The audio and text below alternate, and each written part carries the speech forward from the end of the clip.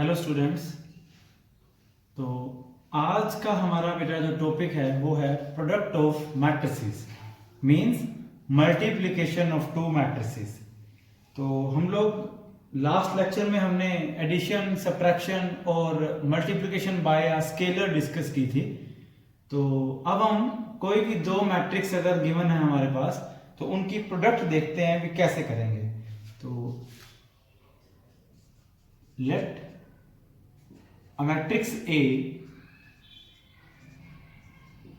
given by Aij and its order is m by n. Second matrix is B, Bij n by p. तो इसमें बेटा अब मैंने order बताया जो, तो इसका मतलब क्या है कि ए मैट्रिक्स के हमारे पास m नंबर ऑफ रोज हैं और n नंबर ऑफ कॉलम्स हैं। उसी तरह से b मैट्रिक्स के लिए n नंबर ऑफ रोज हैं और p नंबर ऑफ कॉलम्स हैं। अब हमने इन दोनों मैट्रिक्स जो हैं उनकी प्रोडक्ट करनी है, तो कैसे करेंगे? ab। अब बेटा हमारे पास जब भी कोई दो मैट्रिक्स गिवन हो तो उनकी प्रोडक्ट पॉसिबल है या नहीं, ये देखने के लिए एक रूल है, बेसिक रूल है हमारे पास। वो क्या है कि कोई भी दो मैट्रिक्स तभी मल्टीप्लाई हो सकते हैं अगर उनमें से एक मैट्रिक्स के जो नंबर ऑफ कॉलम्स हैं और दूसरे के नंबर ऑफ रोज हैं वो सेम हो। जैसे मान लो मैंने ए बी लिखा है, तो इसमें यह भी है कि फर्स्ट वाले के नंबर ऑफ कॉलम जो हैं वो सेकंड वाले के नंबर ऑफ रोज के इक्वल होने चाहिए। अगर मैं प्रोडक्ट ए बी लिख रहा हूं तो ए का मतलब है pre factor, A is pre factor and B is post factor. So what is the basic condition for matrix multiplication? वो क्या है हमारे पास? That number of columns of the prefactor must be equal to number of rows of the post factor। उसी तरह से अगर मान लो मैंने BA प्रोडक्ट लेनी है तो इसमें भी अब हमारे पास प्री फैक्टर B है और पोस्ट फैक्टर A है। तो इसमें क्या देखना पड़ेगा कि B वाले मैट्रिक्स के जो नंबर ऑफ कॉलम्स हैं वो हमारे पास A वाले मैट्रिक्स के नंबर ऑफ रोज के इक्वल आना चाहिए, तभी हम दोनों मैट्रिक्स को आपस में मल्टीप्लाई कर सकते हैं। अब अगर ए बी और बी ए जो हैं उनके जो कंडीशन डिफरेंट आ रही है हमारे पास, तो हम ये भी कह सकते हैं कि जरूरी नहीं है कि ए बी हमारे पास पॉसिबल हो और बी ए भी पॉसिबल हो। तो क्या हो सकता है? हो सकता है कि ए बी प्रोडक्ट जो है वो पॉसिबल हो, बी ए भी पॉसिबल हो, लेकिन ये जरूरी नहीं है कि वो इक्वल आएंगे। हो सकता है वो डिफरेंट भी आ सकता है, ए बी अलग आए, बी ए अलग आए। हो सकता है ए बी पॉसिबल हो, बी ए पॉसिबल ही ना हो। तो इस तरह से जो प्रोडक्ट ऑफ मैट्रिक्स के लिए हमारे पास जो बेसिक कंडीशन है वो क्या है कि फर्स्ट वाले के नंबर ऑफ कॉलम्स जो हैं वो सेकंड वाले के नंबर ऑफ रोज के इक्वल होने चाहिए। अब बेटा हमारे पास एक ए मैट्रिक्स लिया m बाय n ऑर्डर वाला, मतलब इसमें हमारे पास नंबर ऑफ रोज m है और नंबर ऑफ कॉलम जो है वो n है। उसी तरह से एक b मैट्रिक्स लिया, उसके अंदर नंबर ऑफ रोज हमारे पास n है और नंबर ऑफ कॉलम्स हमारे पास p है। तो बेटा अब यहां पे अगर मान लो मैंने a b लिखना है तो यहां देखो जो प्री फैक्टर के अंदर हमारे पास जो प्री फैक्टर है वो a है, तो इसके नंबर ऑफ कॉलम्स जो हैं वो नंबर ऑफ रोज के इक्वल होने चाहिए, किसके? पोस्ट फैक्टर के। तो इसमें इक्वल आ रहे हैं तो हमारे पास ए बी पॉसिबल है। लेकिन एक बात का आपने ध्यान रखना है कि हमें ऑर्डर देख के ही पता लग जाता है कि इन दोनों को मल्टीप्लाई करने के बाद हमारे पास जो रिजल्टेंट मैट्रिक्स आएगा उसका ऑर्डर क्या होगा हमारे पास। जैसे इसके अंदर प्री फैक्टर के अंदर हमारे पास नंबर ऑफ रोज कितने हैं? m, तो रिजल्टेंट मैट्रिक्स के जो नंबर ऑफ रोज आएंगे वो कितने आएंगे? m। उसके बाद b जो पोस्ट फैक्टर है उसके नंबर ऑफ कॉलम्स कितने हैं? p। तो इसके अंदर हमारे पास जो रिजल्टेंट मैट्रिक्स के अंदर हमारे पास नंबर ऑफ कॉलम्स आएंगे वो भी क्या आएंगे? P। तो इस तरह से ए बी को जब मल्टीप्लाई करेंगे, मैट्रिक्स ए और मैट्रिक्स बी को मल्टीप्लाई करने पे हमारे पास जो रिजल्टेंट मैट्रिक्स आएगा उसका ऑर्डर m बाय p होगा। अब बेटा इस प्रोडक्ट को हम लोग इन दो मैट्रिक्स की हेल्प से देखते हैं भी कैसे करेंगे। अब जैसे हमारे पास ए मैट्रिक्स है, ए मैट्रिक्स ये 1 2 3 ये गिवन है, देखा जाए तो इसका ऑर्डर क्या बनेगा, इसमें सिंगल रो है and we have 3 columns, that means order is 1 by 3। और बी मैट्रिक्स के अंदर हमारे पास 1 2 एंड 3 रोज हैं and 1 column, so it's 3 by 1, इसका ऑर्डर 3 by 1। तो जैसे टाइप्स ऑफ मैट्रिसेस में हमने क्या किया था कि जिसके हमारे पास इसके अंदर एक रो हो, सिंगल रो हो, उसको क्या बोलते हैं, रो मैट्रिक्स, और जिसके अंदर एक ही कॉलम हो उसको हम बोलते हैं कॉलम मैट्रिक्स। तो इस तरह से ए हमारे पास एक रो मैट्रिक्स है और बी हमारे पास कॉलम मैट्रिक्स है। अब इनको मल्टीप्लाई करके देखते हैं। तो ए बी, तो पहले तो देखें कि मल्टीप्लाई हो सकता है कि नहीं। तो ए बी लिखा मैंने, तो ए इज प्री फैक्टर, तो प्री फैक्टर के नंबर ऑफ कॉलम्स कितने हैं 3, और पोस्ट फैक्टर के नंबर ऑफ रोज कितने हैं 3, तो इक्वल आ रहे हैं, that means we can multiply A with matrix B. तो ए बी क्या बनेगा देखते हैं जरा, 1 2 3 and second matrix 1 2 3, it's a column matrix. अब बेटा इन दोनों को मल्टीप्लाई करना हमने, तो आपको ये भी पता होना चाहिए इसको देख के कि हमारे पास जो रिजल्टेंट आएगा उसका ऑर्डर क्या रहेगा, उसका ऑर्डर हमारे पास आएगा 1 by 1, क्योंकि नंबर ऑफ रोज इसमें 1 है और इसमें कॉलम में 1 है, तो रिजल्टेंट मैट्रिक्स जो आएगा उसका ऑर्डर हमारे पास 1 by 1 आएगा। अब देखते हैं इसको मल्टीप्लाई करके क्या बनेगा। कोरस्पॉन्डिंग एलिमेंट्स ही मल्टीप्लाई करने हमने, देखो जरा, इसका रो और इसका कॉलम, तो कैसे करेंगे, first element of first row is multiplied by first element of the column, it's 1 into 1, ये कितना आ गया 1 आ गया, फिर 2 into 2 it's 4 and 3 into 3 it's 9। और अब करना कैसे, हमने इनको ऐड कर देंगे, फिर 1 + 4 + 9, सो आंसर विल बी 14 आ गया। तो इसका मतलब है एक रो और एक ही कॉलम है, 1 by 1, जैसा कि मैंने अभी आपको बताया था कि resultant matrix will be having order 1 by 1। तो रिपीट करता हूं बेटा, हमारे पास जो एक रो मैट्रिक्स है और एक कॉलम मैट्रिक्स है, इनको मल्टीप्लाई कैसे करेंगे, फर्स्ट रो और फर्स्ट कॉलम मिलके फर्स्ट एलिमेंट बनाएंगे, फिर फर्स्ट रो सेकंड कॉलम होगा, फर्स्ट रो थर्ड कॉलम, इस तरह से आगे एग्जांपल डिस्कस करेंगे। So for the time being मैंने आपको बताया कि सिंगल रो और सिंगल कॉलम वाले जो मैट्रिसेस हैं वो कैसे मल्टीप्लाई होंगे, और ये ध्यान रखना आपने, कोरस्पॉन्डिंग एलिमेंट्स मल्टीप्लाई करने के बाद उनको ऐड भी करना है। सो यहां पे ए बी जो हमारे पास वो कितना आ गया 14। नेक्स्ट क्वेश्चन देखते हैं बेटा, यहां पे हमारे पास अब A and B matrices given है, 2 by 2 वाला मैट्रिक्स है ये, और बी भी 2 by 2 वाला मैट्रिक्स है। हमने इसमें ए बी और बी ए फाइंड आउट करने हैं। तो कैसे शुरू करेंगे हम लोग, पहले तो ए बी निकालते हैं। इसमें ए मैट्रिक्स 2 4 3 2 ये आ गया, फिर बी मैट्रिक्स 1 3 -2 5 ये आ गया। तो पहले देखना हमने कि ए बी जो है वो पॉसिबल है या नहीं। तो इसका बेटा ऑर्डर है हमारे पास 2 by 2 और इसका ऑर्डर है 2 by 2।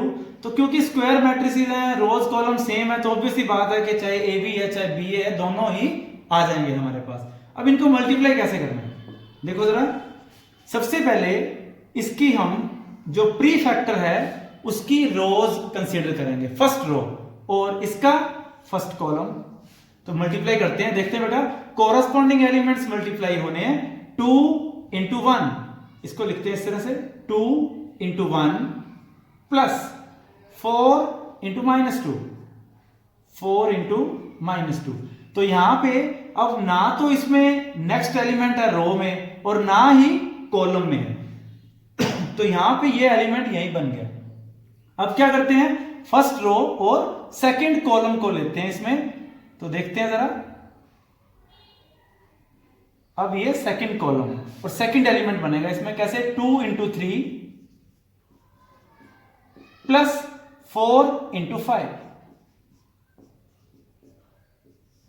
तो इस मैट्रिक्स के अंदर अब कॉलम्स और नहीं बनेंगे क्योंकि इसके बाद हमारे पास कॉलम नहीं है।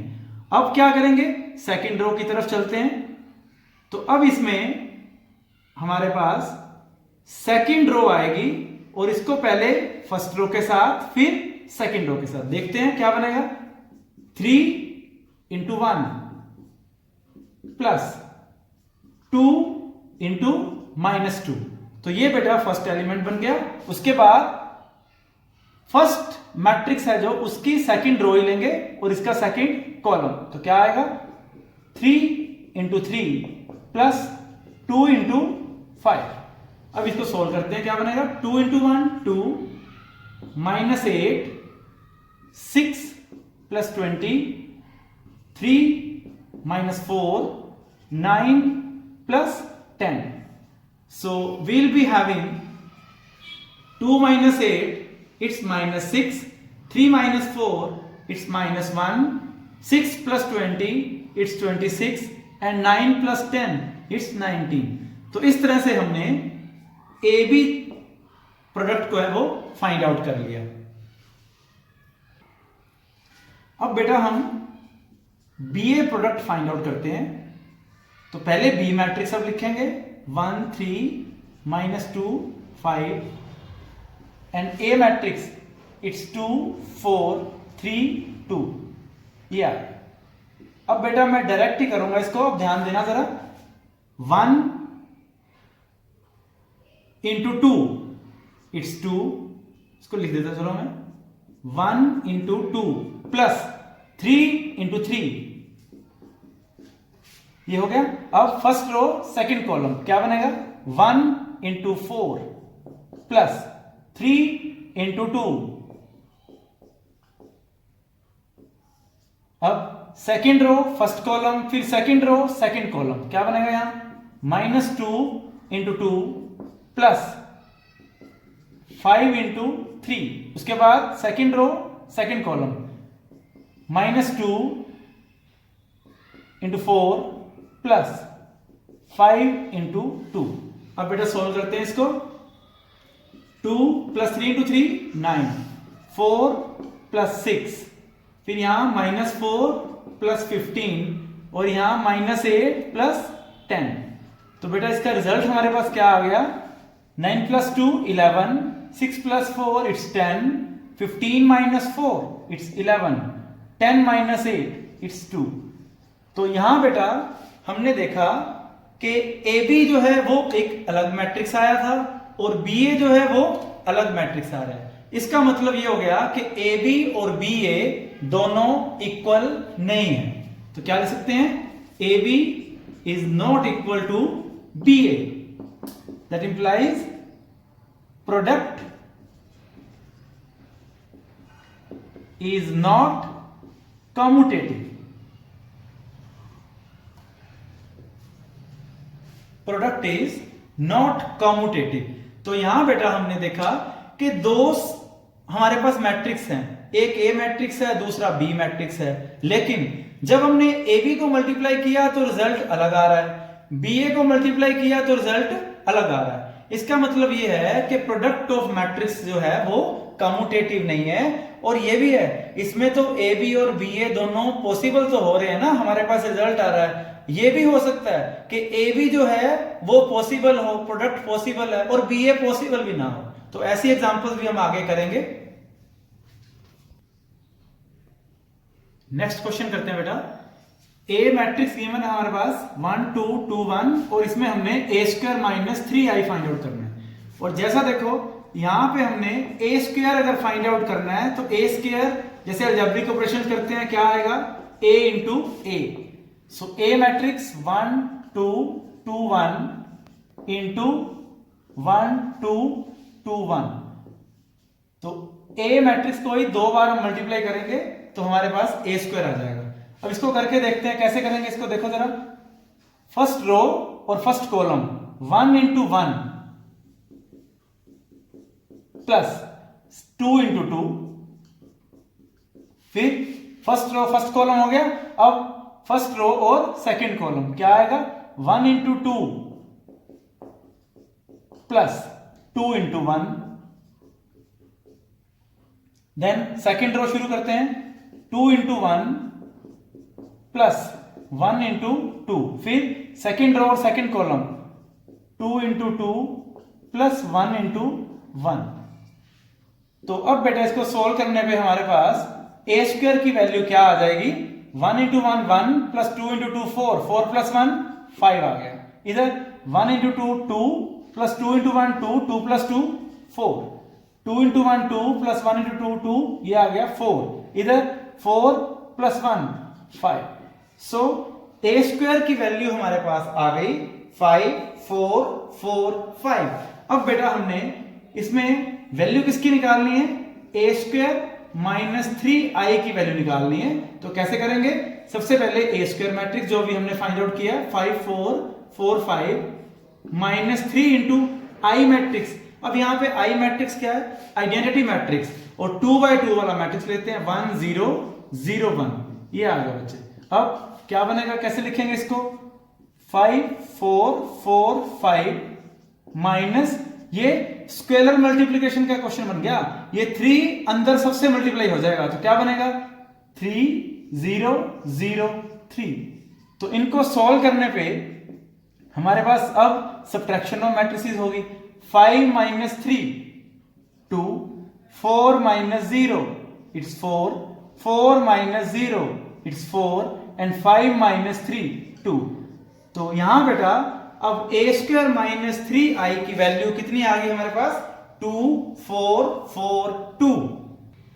अब बेटा नेक्स्ट क्वेश्चन है, ये दो मैट्रिक्स गिवन है, इनकी मल्टीप्लिकेशन है and it is equal to this matrix, then find K. तो कैसे करेंगे इसको क्वेश्चन को, देखो जरा, पहले इन दोनों मैट्रिसेस को हम मल्टीप्लाई करके लिखेंगे, तो क्या आएगा देखो जरा, 1 into 3 3 plus 2 into 2 4, 1 into 1 1 plus 2 into 5 it's 10। फिर second row 3 into 3 9 plus 4 into 2 8, 3 into 1 3 plus 4 into 5 20। तो ये इनको मल्टीप्लाई करके आ गया, इज इक्वल टू 7 11 के 23। फिर से रिपीट कर रहा हूं बेटा, जब भी हम मल्टीप्लाई करेंगे तो ध्यान रखना आपने कि पहले कैसे करेंगे, first row first column, first row second column, first row third column, मतलब प्री फैक्टर की रो और पोस्ट फैक्टर के कॉलम, इस तरह से बनते जाएंगे।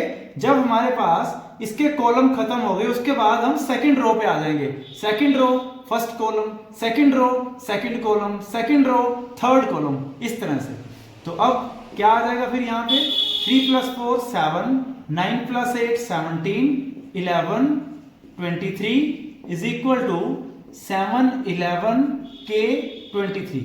अब यहां देखो जरा, हमारे पास दो मैट्रिक्स आ रहे हैं, इक्वल आ रहे हैं। सो बाय इक्वालिटी ऑफ मैट्रिसेस क्या होता है, बाय इक्वालिटी ऑफ मैट्रिसेस हमें पता है कि कोरेस्पॉन्डिंग एलिमेंट्स जो है वो सेम रहते हैं, इक्वल रहते हैं। तो यहां पे 7 7 11 11 17 के 23 23, तो क्या बना हमारे पास, यहां पे k की वैल्यू क्या आ गई बच्चे, 17। So k is equal to 17 is the right answer.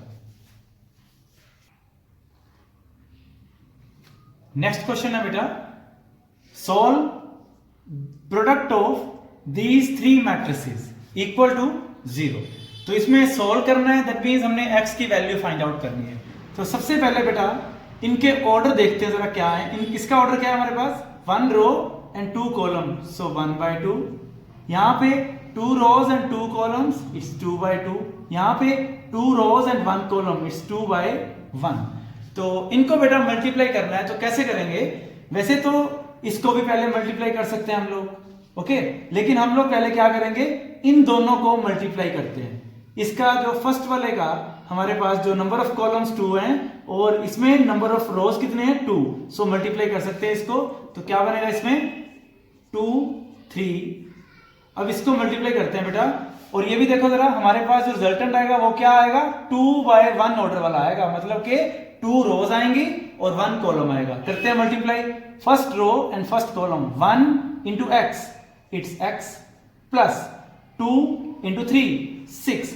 अब इसमें हमारे पास नेक्स्ट कॉलम नहीं है तो सेकंड रो की तरफ चलते हैं, तो क्या बनेगा -3 into X, it's -3x plus 0 into 3 0 is equal to O, ये जीरो मैट्रिक्स लिख सकते हैं।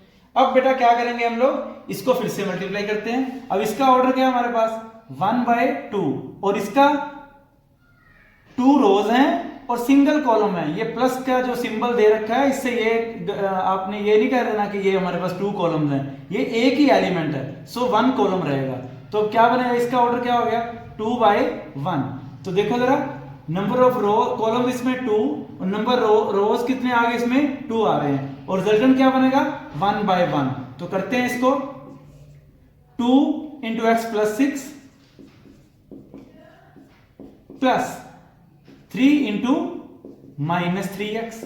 सो सिंगल एलिमेंट आएगा इसमें, तो इसमें भी यही लिख देते हैं 0। अब बेटा ये क्या बनेगा 2x plus 12 minus 9x is equal to 0 matrix. अब इसमें हम क्या करेंगे, इन दोनों को by equality of matrices equate करते हैं। हाँ जी, क्या आएगा देखते जरा, 12 2x minus 9x minus 7x is equal to 0। तो यहां बेटा 7x की वैल्यू आ गई 12 और x की वैल्यू हमारे पास आ गई 12/7।